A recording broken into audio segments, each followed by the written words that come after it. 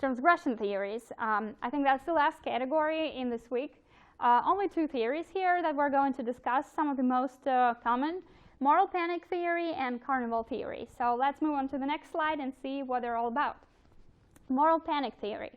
The major idea here is that transgression trends or transgressive trends are usually met with moral panic, but as people become used to them, they blend into mainstream or disappear. What does that mean? And what transgression trends are? Transgression trends are those tendencies or lines of behavior in the society that violate social norms. So let's say in the 70s, when punk rock music started becoming popular, punk rock musicians often involved certain cultural elements and elements of behavior on stage. So they could, for example, break guitars or do something that traditionally is not accepted by the society and is considered as something that violates social norms. And that's transgressive behavior, transgression trends.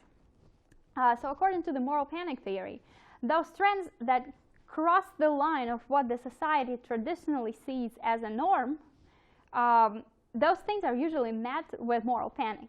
Another example, some musicians that we consider pretty typical and we are kind of used to the idea that they're famous musicians, like Madonna, in the beginning they were met with that same moral panic. Their music and their style and their music videos were criticized by people as something that crosses the line of what's considered acceptable in the society, the line of that acceptable behavior. So that was pretty transgressive, right? In the beginning, people met that with moral panic. But as people started becoming more used to those trends or cultural elements or elements of pop culture, they became more mainstream or disappeared whatsoever. So now if you hear Madonna's song, you would never think of it as something out of normal, right? It's just another pop song. I mean, there's a lot of music videos that have similar cultural elements, and it doesn't really stand out as something unacceptable to us. But in the 80s, or the same example with punk music in the 70s, or even swing dance in the 20s, was met with moral panic in the beginning, and then people started accepting it.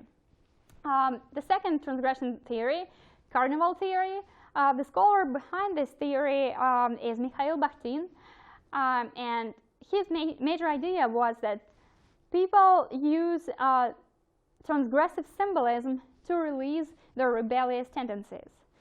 And in his idea, it actually validated social norms and thus guarantees the continuity to the social order. What does that mean?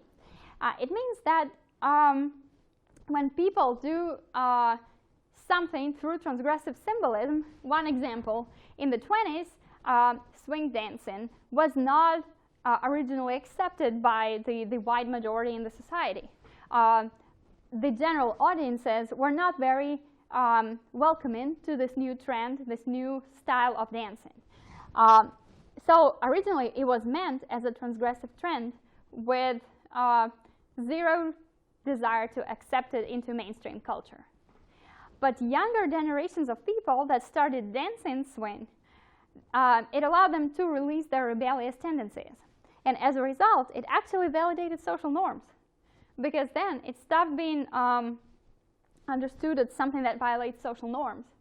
And as a result, it actually guaranteed the continuity to the social order, because it allows us to distinguish between what the society can accept and what it cannot accept. Pretty interesting theory. Whether it's easy to find support to it through research, again, it's a whole different conversation, but it does exist, and it's one of the two transgression theories we're going to discuss in this class. And let's talk a little bit more about some of the examples of what transgression trends are, or what transgressive behavior can be, so that we overall understand what those theories are trying to interpret in pop culture. So let's move on to the next slide and take a look at it. A couple examples that I mentioned before.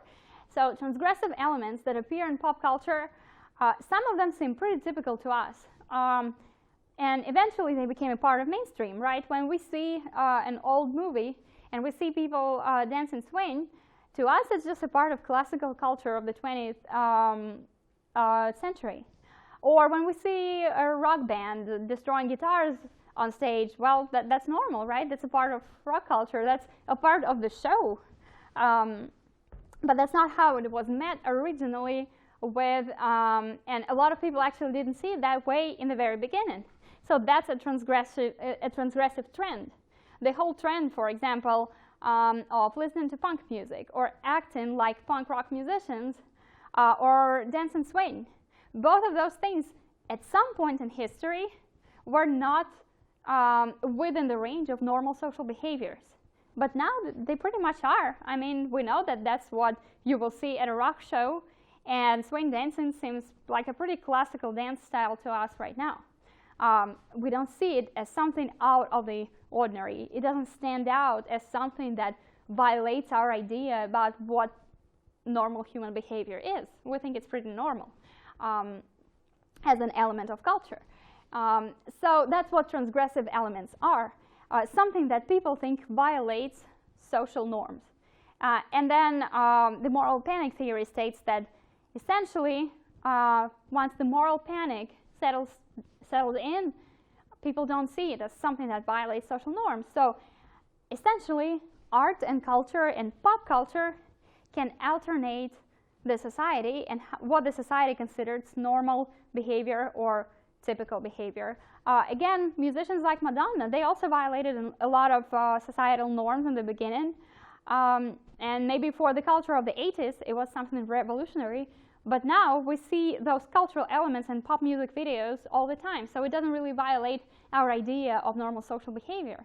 So again, we see the same cycle, that a transgressive element in pop culture slowly turned into mainstream. And that's pretty much what the moral panic theory is all about.